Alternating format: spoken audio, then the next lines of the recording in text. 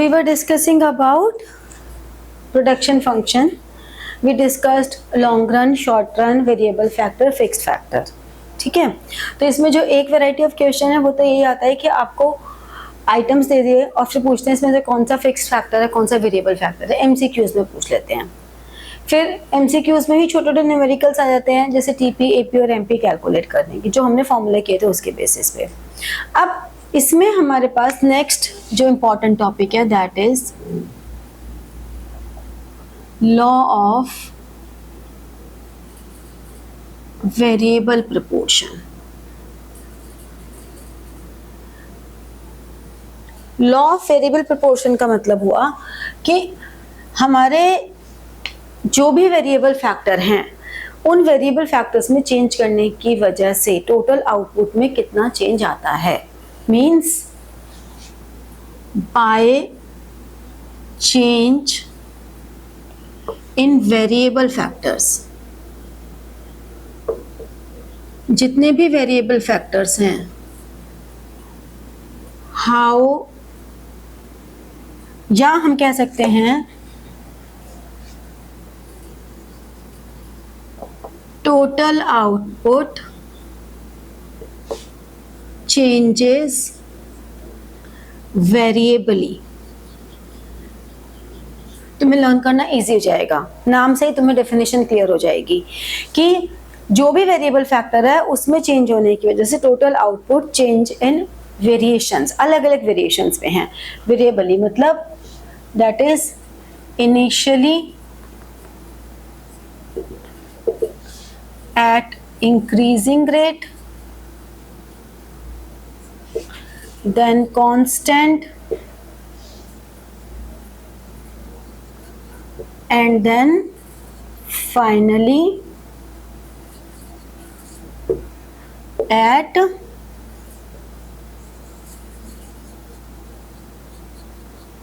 decreasing rate। तो ये हमारे पास 3 स्टेजेस होती हैं। जब भी कोई लॉ हम पढ़ते हैं तो लॉ करते समय कोई भी लॉ, चाहे लॉ ऑफ डिमांड हमने किया, हमने law of equimarginal utility किया, वट एवर लॉ, हमेशा ध्यान रखना कि assumptions are always associated with law.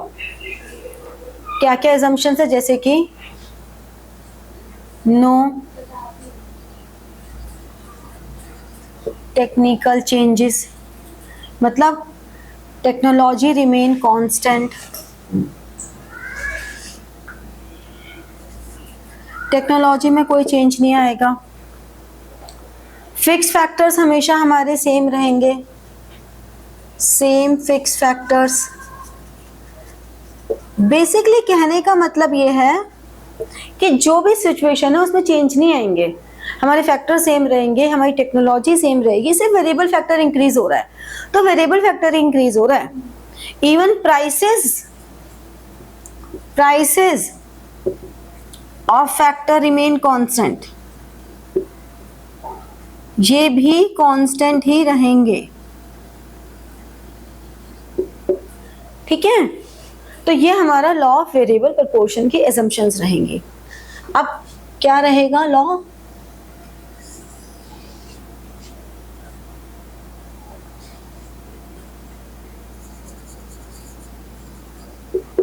Output input, ये हमारे पास टीपी आ गया। टीपी का जो मैक्सिमम पॉइंट है, यहां से हमने एक लाइन डाली, ठीक है ना, B1। फिर जहां से देखो ये पहले यहाँ पे तेजी से हो रहा है, फिर धीरे धीरे इसका स्लांट कम हो रहा है, तो यहाँ पे ऑलमोस्ट एक पॉइंट ऐसा आएगा और इनिशियली ये हमारा AP हो गया। इसका जो मैक्सिमम पॉइंट है यहां से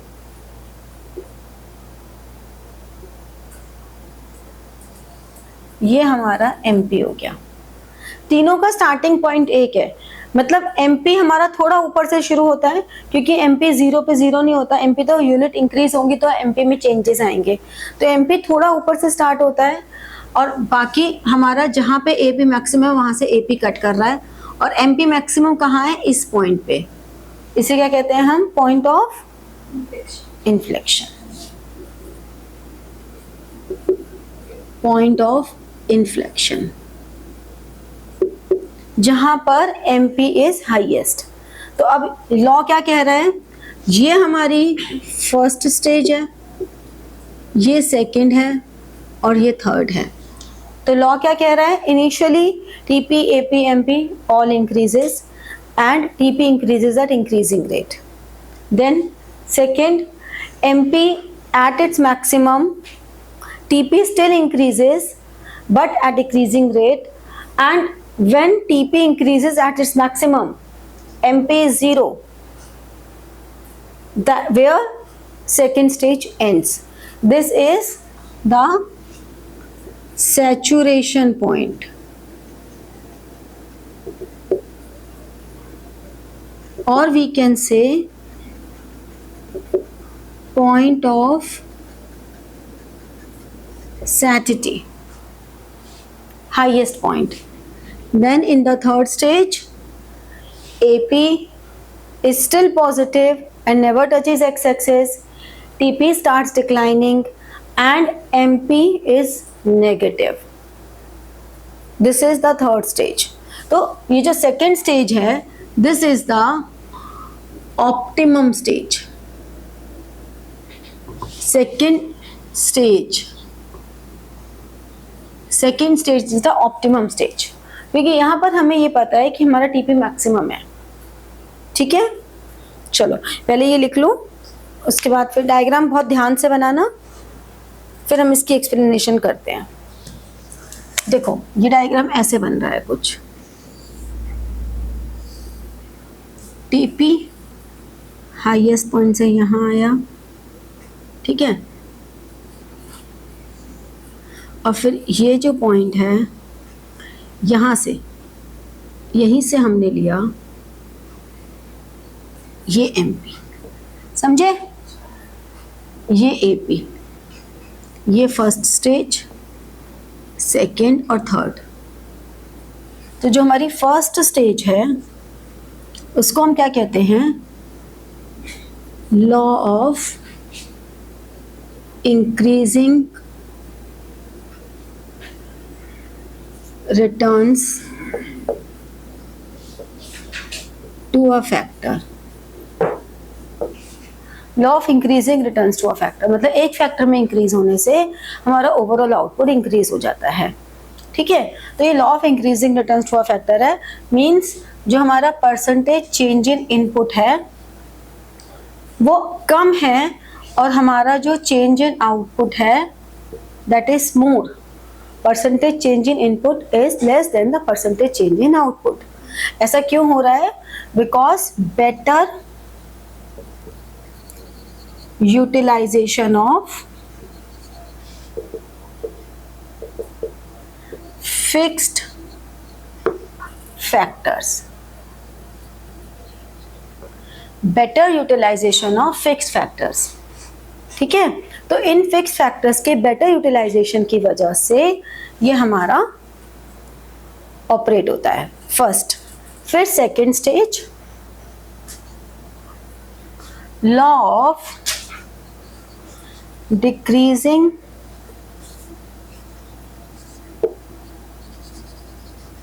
रिटर्न्स टू अ फैक्टर। ऐसा क्यों हो रहा है, क्योंकि इस वाली स्टेज में हमारा TP increases eight an increasing rate. TP increase तो हो रहा है लेकिन वो इंक्रीजिंग रेट से हो रहा है। यहाँ क्या हो रहा है, TP increases but at a decreasing rate, decreasing rate से हो रहा है।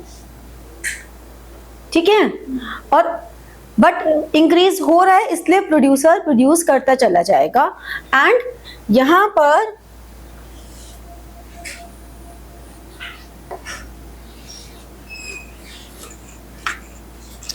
जब हम फर्स्ट स्टेज की बात कर रहे हैं तो TP AP MP increases, MP reaches at its maximum, है ना। एंड जब इस स्टेज में आ रहे हैं तो क्या हो रहा है, टीपी इंक्रीजेस, एमपी डिक्रीजेस और एपी क्या हो रहा है, इंक्रीजेस, एमपी कट्स और intersects AP at its maximum and both declining, but MP at greater rate। MP greater rate से हो रहा है, MP एकदम तेजी से डाउन होने लग गया, AP धीरे धीरे हो रहा है, ठीक है। फिर ये स्टेज कहां तक चल रही है कि TP reaches its maximum, MP becomes 0। यहां तक ये स्टेज चल रही है और इसे हम कहते हैं पॉइंट ऑफ सैटिटी और सैचुरेशन पॉइंट।